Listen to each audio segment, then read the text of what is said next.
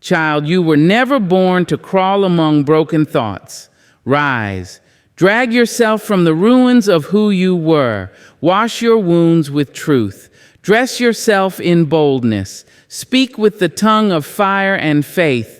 Let your new walk echo thunder, because the weak you has served its time.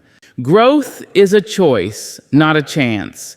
It is not a gift handed down through generations, nor a lucky break that finds its way to your doorstep.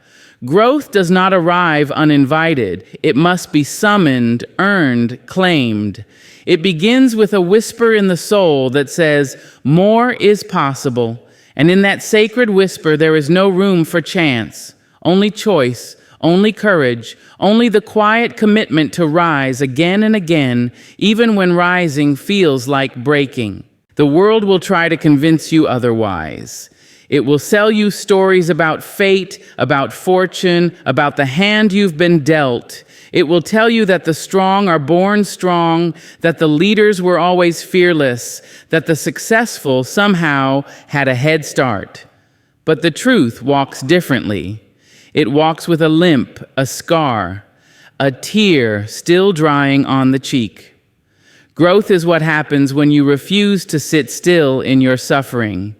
It is what blooms when you water your wounds with wisdom. Each day you wake up, you are offered two roads, one paved with comfort and one lined with challenge. The first will keep you safe but small. The second will stretch you, sometimes even shatter you, but it will build you into something mighty. To grow is to look that second path in the eye and say, I choose you. Not because it is easy, but because it is true. Because the parts of you that still tremble deserve to become strong. Because your story is not finished, and your next chapter depends on your decision to keep writing. You must not wait for change to tap you gently on the shoulder. Change does not come in peace. It comes in storms. And when those storms arrive, you either anchor yourself in the same old fears, or you lean into the wind and let it carry you forward. You learn. You adapt. You rise, sometimes unsure, sometimes afraid, but always reaching. And every time you choose growth, deliberately, relentlessly, you declare war on your lesser self. You deny it the power to define you. There will be days when you doubt, days when the weight of becoming feels heavier than the comfort of staying the same. But on those days, remember this: your power lives in your will, not in your circumstances, not in what others think of you, not in what you've lost or failed. Growth is not about never falling. It is about never settling for the floor. When you begin to choose growth every day, in small and silent ways, your life shifts. Not in loud explosions, but in subtle awakenings. The voice in your head gets kinder, your habits firmer, your vision clearer. You begin to honor your evolution more than your excuses. And that, dear soul, is how transformation begins. Not with luck, not with applause, but with a sacred, stubborn choice to outgrow who you were and step into who you were always meant to be. Discomfort is the door, plain, unpolished, and often uninviting. It does not shine like opportunity, nor does it swing open with ease. It creaks, it resists. It reminds you that what lies beyond is not meant for the timid, but for the willing. Yet still, it is the only way through. Growth, healing, and transformation do not dwell behind the velvet ropes of ease. They live beyond the door of discomfort, waiting for you to knock with trembling hands and a steady soul. So many people spend their lives circling that door, peeking through the cracks, wondering what could be on the other side. They speak of dreams but walk in circles. They wish for change but refuse the price. Why? Because discomfort makes you question who you are and who you've been. It exposes the soft, unfinished parts of your spirit. It strips away the masks, the pride, the need to appear ready. Discomfort doesn't coddle, it confronts. It speaks truth without permission. And in that raw and painful space, It offers you the most honest mirror you'll ever face. To walk through discomfort is to agree to be reshaped. It is to allow the fire of challenge to burn away what no longer serves you. It's not dramatic. It's not always loud. Sometimes it's just the silence of showing up, the ache of effort, the sting of vulnerability. But in those moments, you are doing holy work. You are rewriting the story your fear has told you for years. You are unlearning the lies that comfort whispered to keep you small. Discomfort shows up when you speak the truth you used to hide. It arrives when you sit with pain instead of numbing it. It knocks when you say no, when you say yes, when you choose yourself in rooms that never honored you. It doesn't always feel like growth. It often feels like grief, like confusion, like loneliness. But make no mistake, those feelings are not signs of failure. They are signs of movement, of stretching, of making room for the life your soul has been craving. You cannot heal in the same place you were broken. You cannot expand in a space designed to contain you. Discomfort is the passage, the in-between. It is the wilderness between the you that once was and the you that is being born. You don't have to enjoy it. You just have to trust it, walk with it, learn from it. Let it carve you into someone deeper, wiser, more tender and true. People often ask, how do I change? The answer is simple, though not easy. Walk through discomfort. Take the action you've been avoiding. Sit in the silence you always fill. Say the thing that makes your voice shake. Discomfort will meet you there, not as a punishment, but as a partner. It is not your enemy, it is your teacher. And like all great teachers, it will push you beyond what you thought you could bear. But it will also reveal what you never knew you carried within. No one becomes their highest self by accident. No one creates a meaningful life without stepping into places that hurt, stretch, and challenge. That is the sacred design. That is the rite of passage. So if you are hurting, if you are scared, if you are standing at the edge of something unknown, good.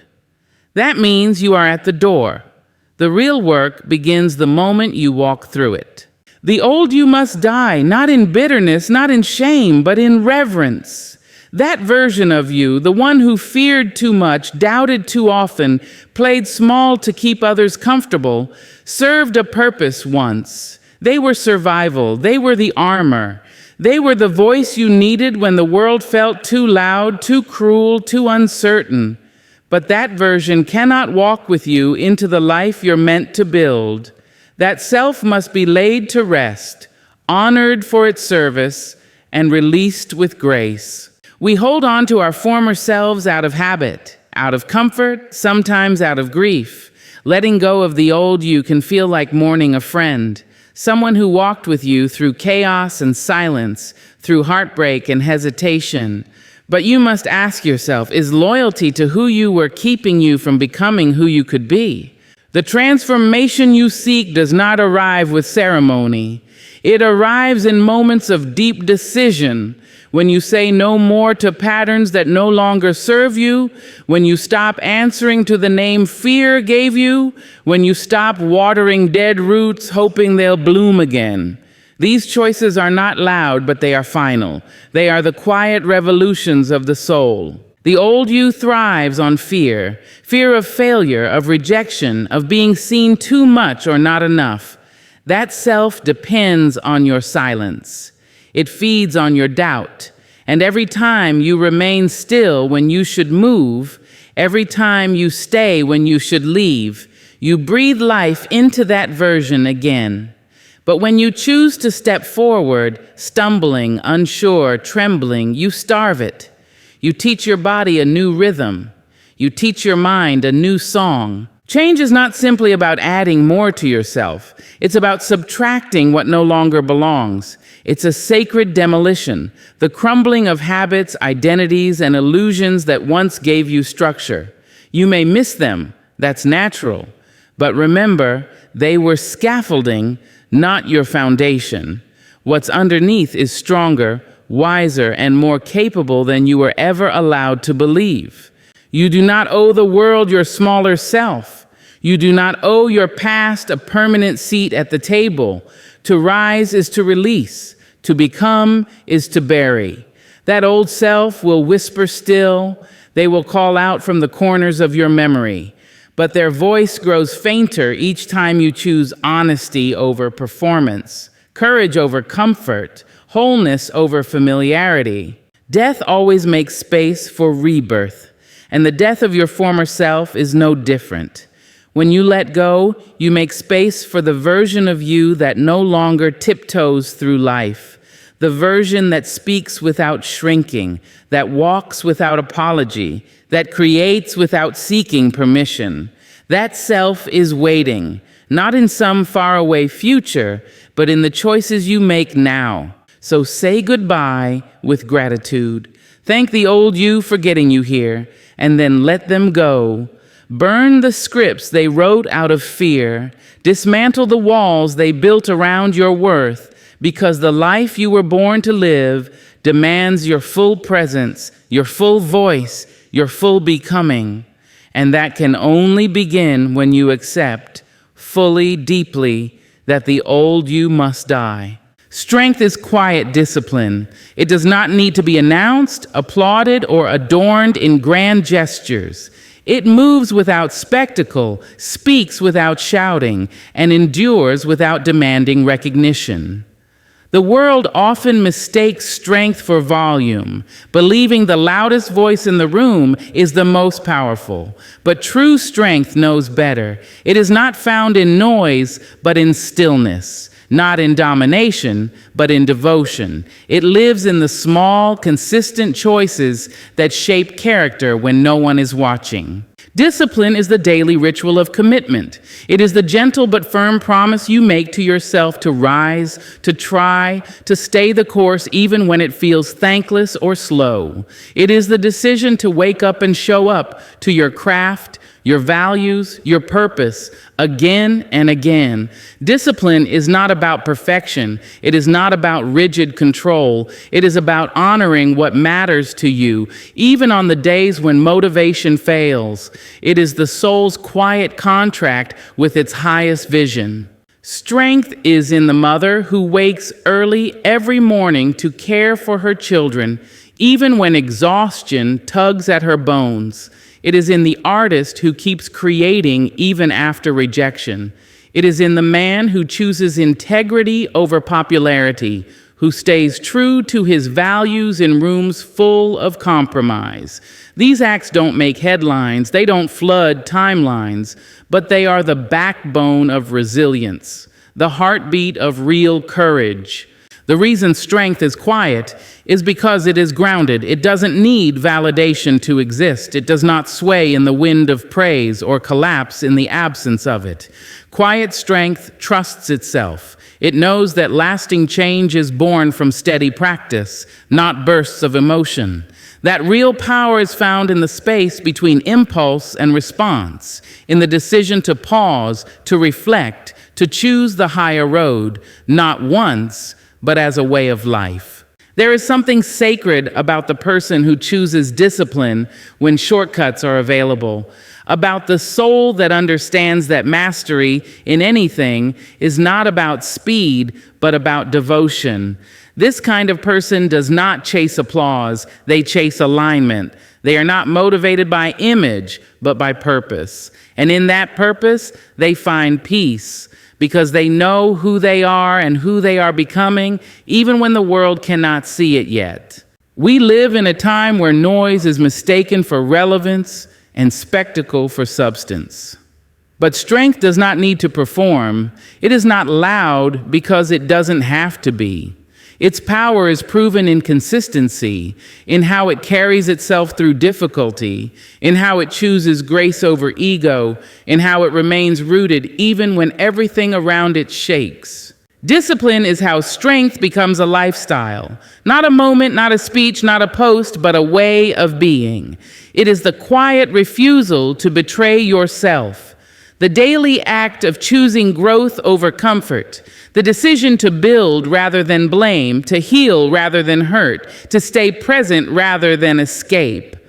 And when you live this way, you become unshakable, not because you never fall, but because you know how to rise without drama, again and again. Strength is not what the world tells you to become.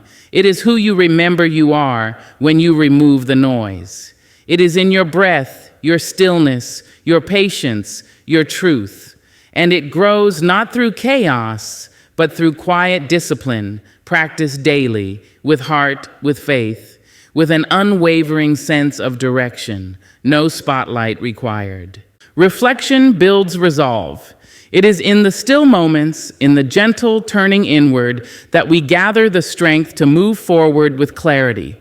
The world teaches us to keep running, to keep producing, to keep achieving, always in motion, always pushing.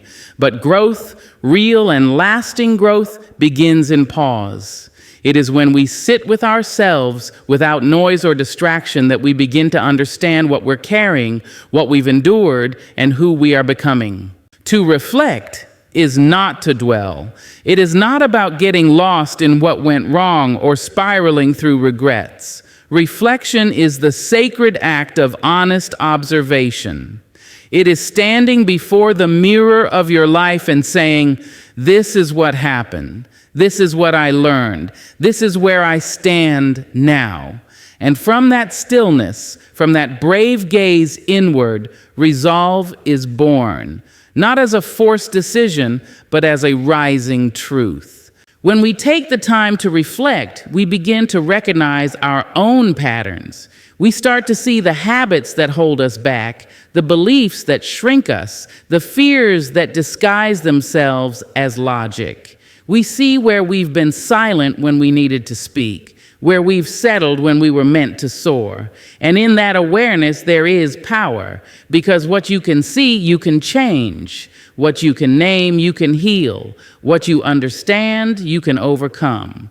Reflection is the soil in which resolve is planted. It's where the roots of intention grow deep. Because once you know why you want to change, once you see clearly the cost of staying the same, resolve becomes natural. It becomes more than a wish, it becomes a vow. A quiet, unwavering decision that echoes through your actions, your choices, your presence. And that kind of resolve cannot be shaken by noise or fear or delay. It is born of truth, and truth does not break. Too often, we seek strength from the outside, from advice, from affirmation, from approval. But the deepest strength is born within, from facing yourself honestly and lovingly. Reflection does not mean criticizing yourself. It means meeting yourself with compassion and curiosity. It means asking, what have I survived and what have I learned? It means sitting with the pain without letting it define you, and holding your mistakes without letting them become your identity.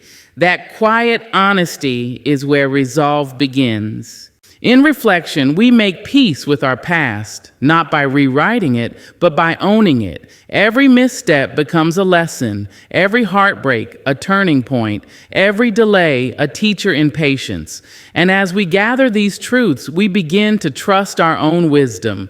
We stop needing others to tell us who we are. We stop chasing things that distract us from ourselves. We begin to walk in alignment with what matters, with what's real, with what's possible. And that alignment is what gives birth to true resolve.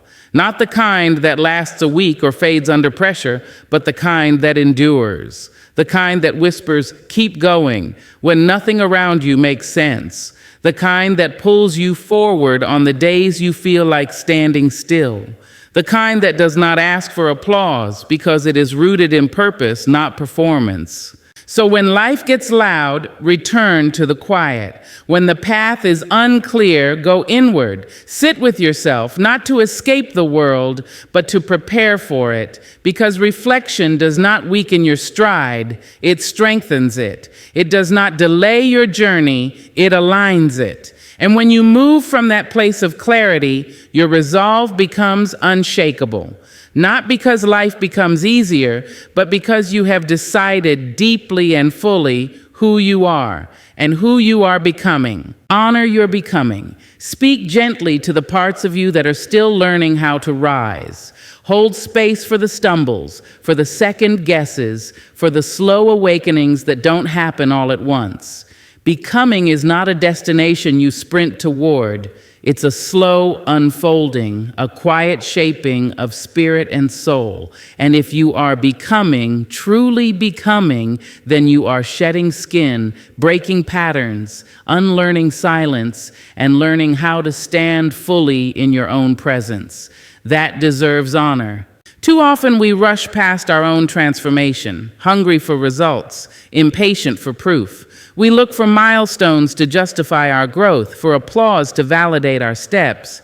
But transformation rarely announces itself. It shows up in tiny moments, when you say no without guilt, when you speak truth without trembling, when you stay soft, even in the face of hardness.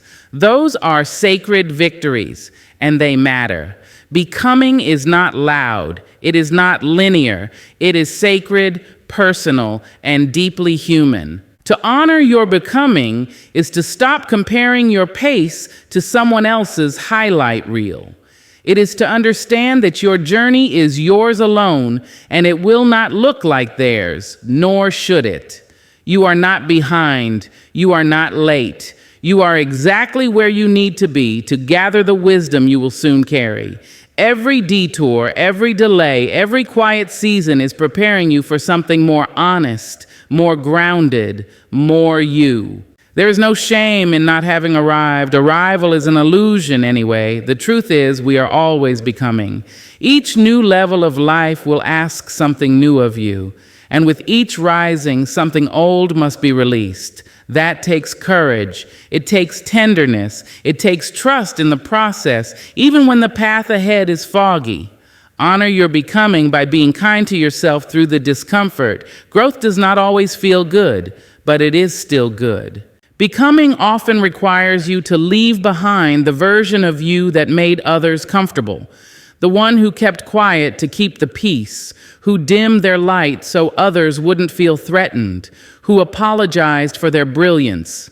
Honor the fact that you are choosing to step away from that, even when it's lonely, even when it feels unfamiliar.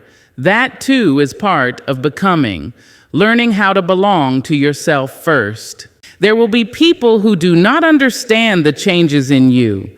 They may try to pull you back to remind you of who you used to be, but remember, just because they knew you does not mean they know you're becoming. You are allowed to grow beyond their memory of you. You are allowed to evolve into someone who no longer fits the story they've written for you. That's not betrayal, it's becoming, and it's sacred. To honor your becoming is to celebrate the small things others might overlook. The way you chose peace over proving, the way you paused instead of reacting, the way you held yourself with grace even when everything inside you was shaking. These are not small acts. They are evidence of a shift, signs of a deeper rooting. You are not who you were, and that is not only okay, it is beautiful. So walk with reverence for your own process. Speak blessings over your efforts. Even when you fall short, honor the intention behind your reach. Becoming is messy. It is full of uncertainty, but it is also full of wonder, of courage, of sacred fire. And if you are in the middle of it, then you are doing holy work. Hold your head high. You are becoming, and that in itself is worthy of honor. Your journey is not meant to be rushed, hidden, or measured by someone else's standards. It is meant to be lived deeply and honestly, with every scar, every lesson, every rising. To outgrow the weak version of you is not a single act, but a lifelong vow, one forged in discomfort, sustained by quiet discipline, rooted in reflection, and honored through becoming. It demands that you release what no longer serves, choose growth even when it hurts, and walk boldly through the fire of your own transformation. You're not broken for changing. You're not wrong for choosing more. Each time you rise above your lesser self, each time you take the harder path, each time you choose faith over fear, you declare, I am becoming. And that becoming is a sacred act. Let it be slow, let it be real, but above all, let it be yours.